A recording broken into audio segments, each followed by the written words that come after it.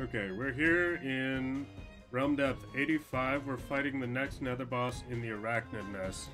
I only chose this place because it has good music.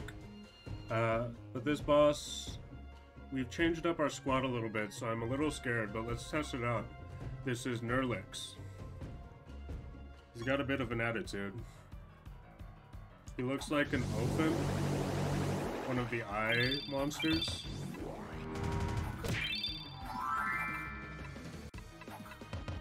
This is our first Nether boss with the new squad. We added a the brave little bot trait. So let's see what this boss does. At the end of this creature's turn, it locks onto an enemy creature. At the start of its turn, it deals damage equal to 10,000% of its attack to the creature it locked onto, or 300% if it's defending. So we don't have to worry about that too much. We can afford to tank a few deaths on this team.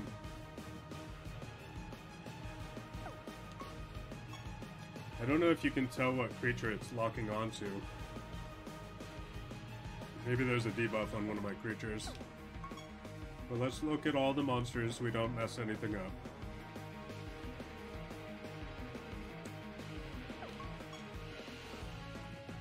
So after an ally attacks, that's what the bats do.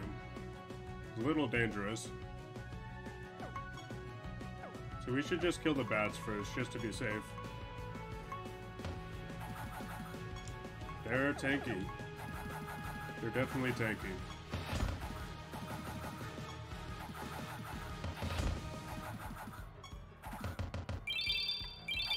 The one that I wanted to target is invisible, so we've got to wait for that to get removed until we can do anything useful.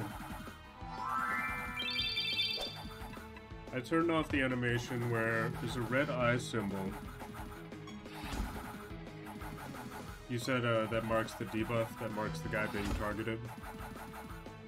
I'll keep an eye, I'm looking for it. It's not gonna bother me too much.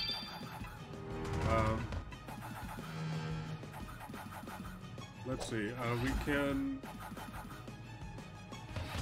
Yeah, there's not much for us to do except just target the bats first. We've almost got one or two of them down.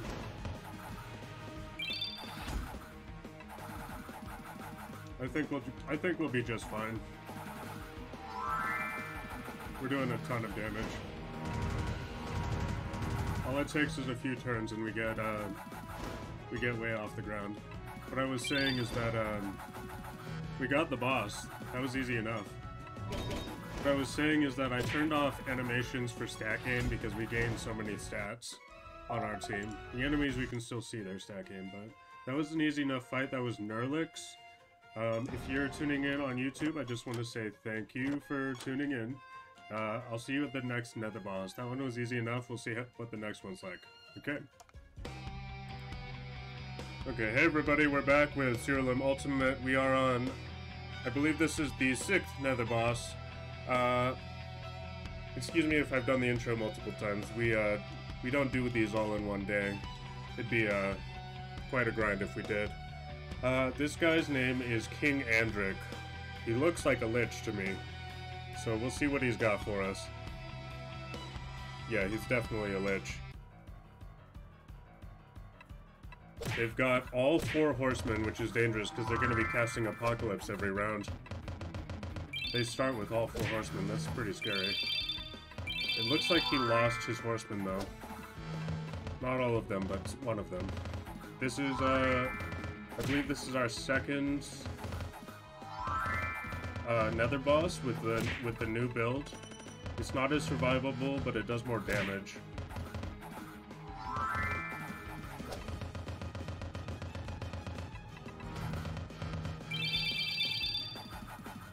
Okay, let's see what we have here.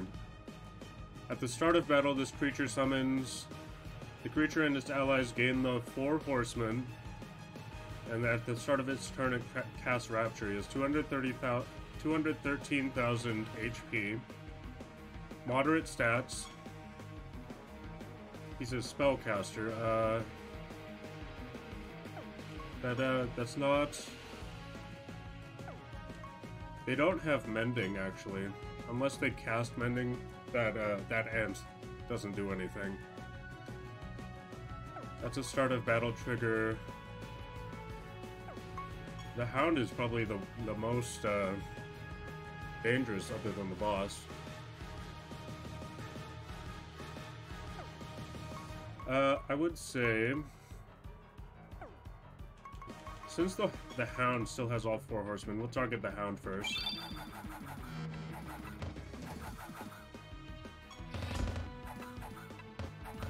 If you tune into the stream, this is Nether Boss 6. We're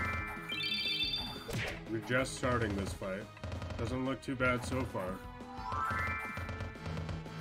We've only lost our unit with the Brave Little Bot perk trait, which is good for us, as we gain more stats off it. I'm just worried that it's eating up our resurrection triggers. We don't do so much damage at the start of battle, but as we go on, we will start to do a lot of damage.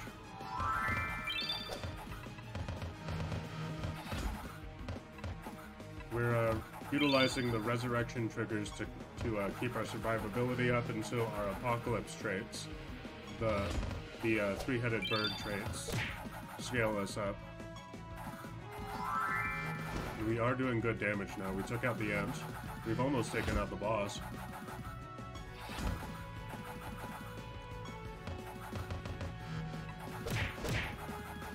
Okay, easy enough.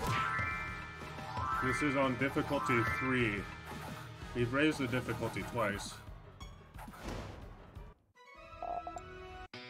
Was not bad at all. Some knowledge. We got some new music for the base. Okay, if you're watching on YouTube, I just want to say thanks for checking the game out, checking out the videos. We will see you at the next Nether Boss, so have a good one. Okay, we're back. Siralim Ultimate, this is the 7th Nether Boss. We are fighting them in Sanctum Umbra. It is Loid. We fought them in the main story, and we're gonna fight them again now, and we have to see what he's got for us.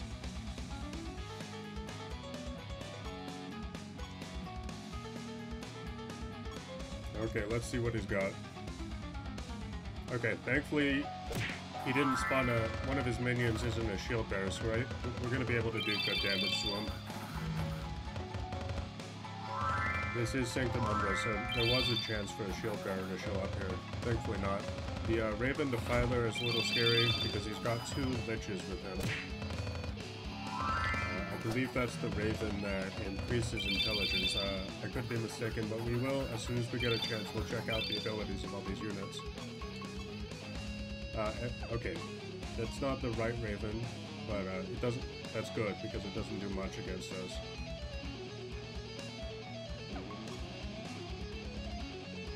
Okay, we should kill that one. Healing doesn't... We automatically apply Blighted to enemies due to one of our artifact traits. But the boss's ability is, after an enemy attacks, they are afflicted with Scorn. After an enemy casts a spell, they are afflicted with Silence. He has 275,000 HP, so he's going to be alive for a while.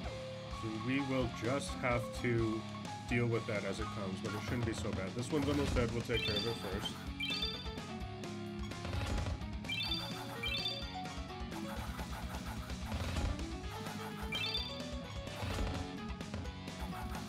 We don't seem to be losing our units, so we're doing quite alright.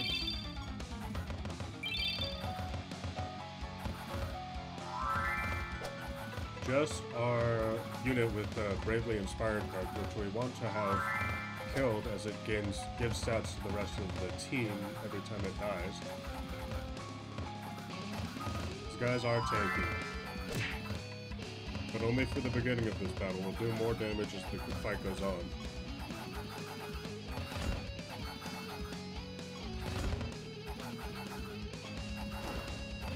That's one down. We might resurrect, but we can deal with it as it comes.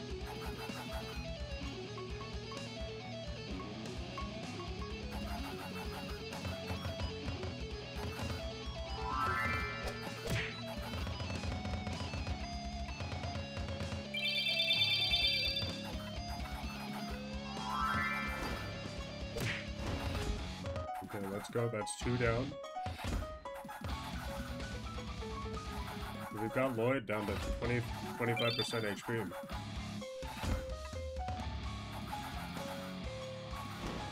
His trait hasn't been affecting us all that much.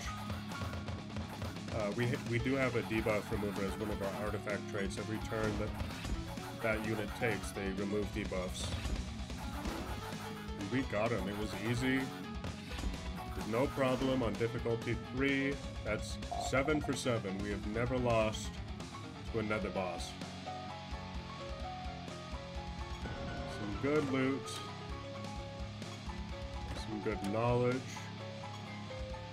And that is Nether Boss 7. That was Loid. If you're watching on YouTube, I just want to say thank you for being here. And we will see you in the next Nether Boss. Have a good one. Right, we're back with Nether Boss 8. This guy is... not expecting too much of a challenge, even on difficulty 3. This is Zenpang. He was once the stable master. So is he undead? Centuries ago? He's got a grudge. Got the Wolverine claws going on. Let's see what he's got. We are fighting him in Blood Grove, so the ants are going to make him a little tougher. Tougher to kill, but I'm not worried about their damage output as much as I'm worried about their damage reduction. We are doing a ton of damage right off the bat before we even take a turn, though. Slice and dice. At the start of and end of each enemy's turn, this creature attacks. This creature deals 25% more damage for each time it attacks. I think we'll just, because I know they can't heal, I think we'll just kill him right away, because he's gonna eat our resurrection triggers. 100% we need to take him down. Just make sure you resurrect you.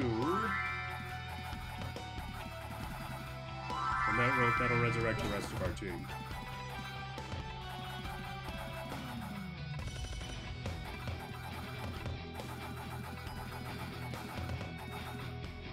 You're not going to see me manually cast a spell like that very often, but it was a little dangerous.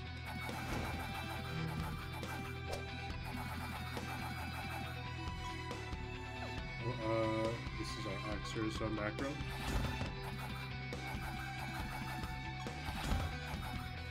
We're doing very good damage, and he's down. Okay, 8 for 8. We've beaten every Nether boss so far on the first run. That's just the power of Necromancer. I'm not sure how tough it is for the other classes, but Necromancer, a lot of survivability.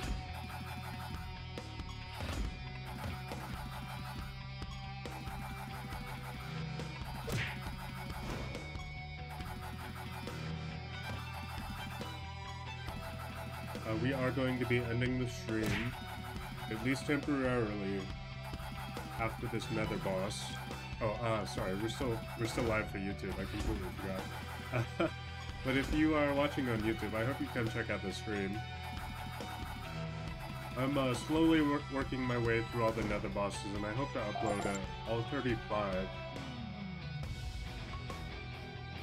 And once we're done with the Nether bosses, there's actually another form of post-game content. I was just made aware of these, actually, thanks to the people in my chat.